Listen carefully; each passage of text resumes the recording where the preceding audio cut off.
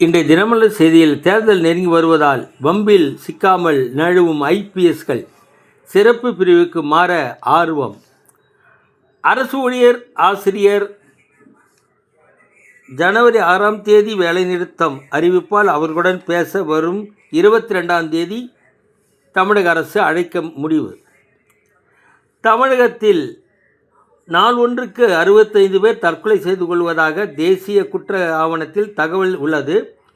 ஆண்டுதோறும் 20,000 பேர் தமிழகத்தில் தற்கொலை செய்கின்றனர் என கவர்னர் ரவி அவர்கள் கூறியுள்ளார்.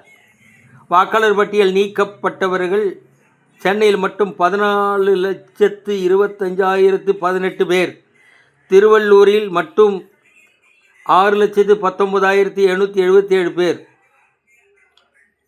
சென்னையில் உண்ணாவிரதம் இருந்த செவிலியர்களை போலீசார் கைது செய்து நள்ளிரவில் கிளாம்பாக்கம் பஸ் நிலையத்தில் இறக்கிவிட்டனர். மீண்டும் அங்கேயே போராட்டம் நடந்த நிலையில் மறுபடியும் கைது செய்து மண்டபத்தில் தங்க வைத்துள்ளனர். அங்கேயும் போராட்டத்தை தொடர்ந்தனர் நர்ஸ்கள். போலீசாரும் என்ன செய்வார்கள்? மேலிட கட்டளைப்படி நடப்பவர்கள் தானே.